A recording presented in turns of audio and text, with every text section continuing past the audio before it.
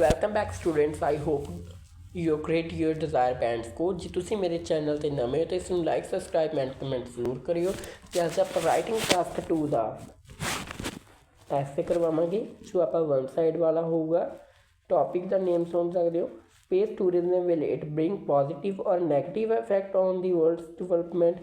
Give your opinion, use examples based on your experience। मैं एक बार दोबारा दस देना, space tourism, will it bring positive or negative effect on the world's development? Give your opinion, use examples based on your experience। ਕਹਿੰਦੇ ਜੋ ਲੋਕ ਮਤਲਬ ਕਿ ਟੂਰਿਜ਼ਮਸ ਹੁੰਦੇ ਨੇ ਜੇ ਜੋ ਇੱਕ ਜਗ੍ਹਾ ਤੋਂ ਦੂਜੀ ਜਗ੍ਹਾ 'ਤੇ ਜਾਣਾ ਵਿਜ਼ਿਟ ਕਰਦੇ ਆ, ਉਹ ਕਈ ਵਾਰ ਜੋ ਟੈਕਨੋਲੋਜੀ ਆਪਣੀ ਡਿਵੈਲਪ ਹੋ ਰਹੀ ਆ ਉਸ ਸਪੇਸ ਦੇ ਉੱਤੇ ਵੀ ਜਾਣ ਦੇ ਲਈ ਉਸ ਤੱਕ ਹੋ ਰਹੇ ਨੇ ਅਤੇ ਉਸ ਦੇ ਲਈ ਬਹੁਤ ਸਾਰੀਆਂ ਆਪਾਂ ਨੂੰ ਆਪਣੇ ਟੈਕਨੀਕਲ ਮਸ਼ੀਨਸ ਬਣਾਈਆਂ ਜਾ ਰਹੀਆਂ ਨੇ ਵੀ ਉਹ ਜਦੋਂ ਲਾਂਚ ਹੋਣਗੀਆਂ ਵੀ ਲੋਕ ਉੱਥੇ ਜਾਣਾ ਪ੍ਰੈਫਰ ਕਰਨਗੇ ਜਾਂ ਨਹੀਂ ਕਰਨਗੇ। ਆਪਾਂ ਲਿਖਦੇ ਹਾਂ ਇੰਟਰੋ ਦੇ ਵਿੱਚ, ਡਿਊ ਟੂ ਐਡਵਾਂਸਮੈਂਟ। ਕਹਿੰਦੇ ਜੇ ਇੱਕ ਐਡਵਾਂਸਮੈਂਟ ਇਨ ਟੈਕਨੋਲੋਜੀ ਆ, ਮੈਨੀ countries R giving high priority. ਬਹੁਤ ਸਾਰੀਆਂ ਕੰਟਰੀਆਂ ਨੇ ਦੇ ਵਿੱਚ ਪ੍ਰਾਇਓਰਿਟੀ ਮਤਲਬ ਕਿ ਇਜਾਜ਼ਤ ਦੇ ਦਿੱਤੀ ਹੈ ਵੀ ਟੂ ਸਪੇਸ ਟੂਰਿਜ਼ਮ ਦੇ ਲਈ।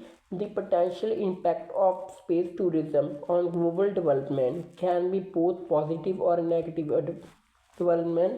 ਕਹਿੰਦੇ ਵੀ ਪੋਜ਼ੀਟਿਵ ਡਿਵੈਲਪਮੈਂਟ ਵੀ ਆ ਔਰ ਨੈਗੇਟਿਵ ਡਿਵੈਲਪਮੈਂਟ ਵੀ ਆ। ਇਨ ਮਾਈ ਪਰਸਪੈਕਟਿਵ, ਜਿੱਥੇ ਤੁਸੀਂ ਕਹਿੰਦੇ ਹੋ ਮਾਈ ਓਪੀਨੀਅਨ, ਉੱਥੇ ਤੁਸੀਂ ਐਂ ਲਿਖਣਾ ਮਾਈ ਪਰਸਪੈਕਟਿਵ। ਪਰਸਪੈਕਟਿਵ ਦੀ ਸਪੈਲਿੰਗ ਸੁਣ ਲਓ, PERSPECTIVE। It tend to have more adverse effects which I will elaborate in the following upcoming। following ਲਿਖ ਸਕਦੇ ਹੋ, upcoming ਲਿਖ ਸਕਦੇ ਹੋ, forthcoming ਲਿਖ ਸਕਦੇ ਹੋ ਪੈਰਾਗ੍ਰਾਫਸ। ਹੁਣ ਆਪਾਂ ਲਿਖਦੇ ਹਾਂ ਟਾਸਕ 2 PP1। ਕਾਫੀ ਬੱਚੇ ਸ਼ੁਰੂ ਕਰ ਦੇਣਗੇ ਟਾਸਕ 2 ਟੂ ਕਮੈਂਸ ਵਿਦ, ਜਾਂ ਫਿਰ ਸਿੱਧੇ ਸਟਾਰਟ ਕਰ ਦੇਣਗੇ ਬੱਚੇ, ਬਟ ਆਪਾਂ ਕਨੈਕਟਰਸ ਲਗਾਉਣੇ ਜ਼ਰੂਰੀ ਹੁੰਦੇ ਨੇ।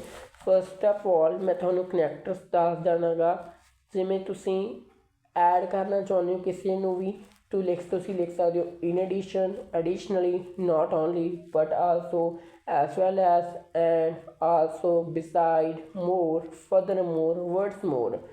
ਸੋ ਅਤੇ ਜਦੋਂ ਤੁਸੀਂ ਕੋਈ ਫਸਟ ਲਿਖਣਾ ਚਾਹੁੰਦੇ ਹੋਗੇ ਫਸਟ 'ਤੇ BP1 ਦਾ ਵੀ ਐਗਜ਼ਾਮਪਲ ਦੇ ਤੌਰ 'ਤੇ ਤੁਸੀਂ ਦੇਣਾ ਚਾਹੁੰਦੇ ਹੋਗੇ, first of all, second, secondly, thirdly, lastly, finally, lastly.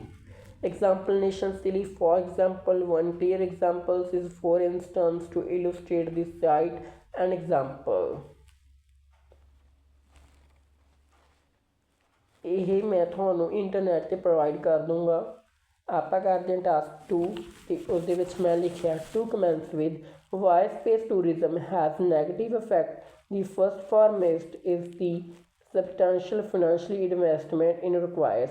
ਕਹਿੰਦੇ ਕਿ ਨੈਗੇਟਿਵ ਡਿਵੈਲਪਮੈਂਟ ਆ ਕਿਉਂਕਿ ਇਸ ਦੇ ਨਾਲ ਜਿਹੜੀ ਆਪਣੀ ਮਨੀ ਆ ਉਹ ਵੇਸਟ ਹੋ ਰਹੀ ਆ। ਮੇਰੇ ਵਿੱਚ ਲਿਖਿਆ to example it space projects demand enormous financial resources and the risk of project failure can place significantly finally burdens on government। ਕਹਿੰਦੇ ਜੋ ਪ੍ਰੋਜੈਕਟ ਬਣ ਰਹੇ ਆ ਉਹ ਫੇਲ ਵੀ ਹੋ ਸਕਦਾ, ਜਿਹੜਾ ਉਹਦਾ ਲਾਸ ਹੋਊਗਾ ਉਹ ਸਾਰਾ ਗਵਰਨਮੈਂਟ ਦੇ ਥਰੂ ਹੋਊਗਾ, ਗਵਰਨਮੈਂਟ ਨੂੰ ਉਸਦੇ ਲਈ ਘਾਟਾ ਪੈ ਸਕਦਾ। ਇਸ ਦੇ ਵਿੱਚ ਮੈਂ ਐਗਜ਼ਾਮਪਲ ਦਿੱਤੀ ਆ, ਮੈਂ ਐਗਜ਼ਾਮਪਲ ਦੇ ਵਿੱਚ ਤੁਹਾਨੂੰ ਦੱਸਿਆ ਸੀ ਜੇ ਤੁਸੀਂ ਐਗਜ਼ਾਮਪਲ ਦੇਣੀ ਆ, for example, one clear example, ਜਾਂ ਟੂ ਇਲਸਟ੍ਰੇਟ, ਜਾਂ ਫਿਰ to state an example it. ਮੈਂ ਲਿਖਿਆ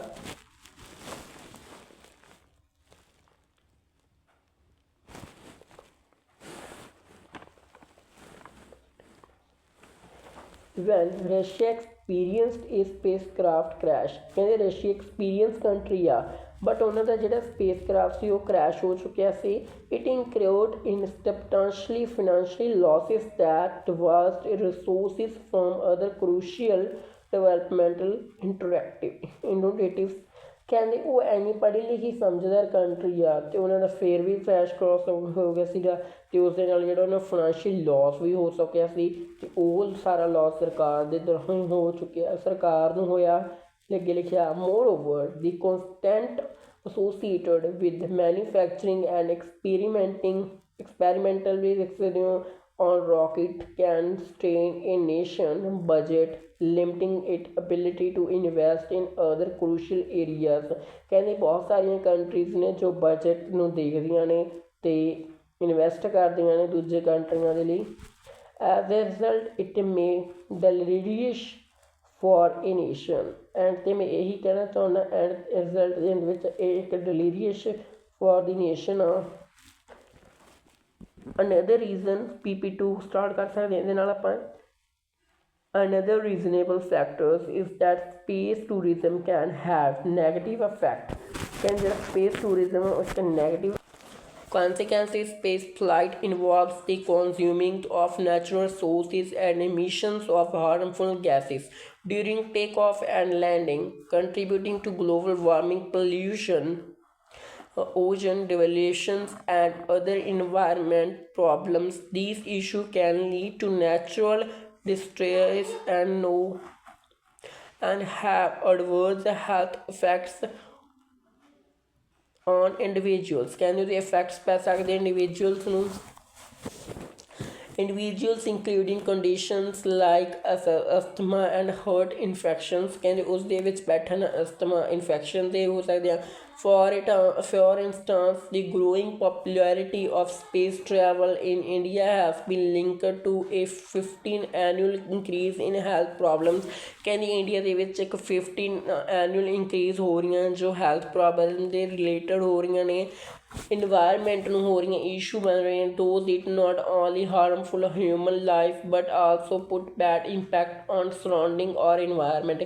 ਕਹਿੰਦੀ ਇਸ ਦੇ ਨਾਲ ਇਨਵਾਇਰਮੈਂਟ ਆ ਜੋ ਆਪਣਾ ਖ਼ਰਾਬ ਹੋ ਰਿਹਾ, ਦਿਨ ਬ ਦਿਨ ਡੈਮੇਜ ਹੋ ਰਿਹਾ ਹੈਗਾ। ਇਨ ਕੰਕਲੂਜ਼ਨ ਮੈਂ ਇਹੀ ਜੇ ਦੱਸਣਾ ਚਾਹੁੰਦਾ ਇਟ ਇਜ਼ ਐਵੀਡੈਂਟ ਦੈਟ, ਜਾਂ ਫਿਰ ਤੁਸੀਂ ਕੁਛ ਹੋਰ ਵੀ ਲਿਖ ਸਕਦੇ ਹੋ ਕਿ ਜਿਵੇਂ ਲਿੰਕਿੰਗ ਵਰਡਸ ਦੱਸ ਦੇਣੇ ਹੈਗੇ ਆਪਾਂ ਸਾਰਿਆਂ ਦੇ ਇੱਕ ਵਾਰੀ ਫਿਰ।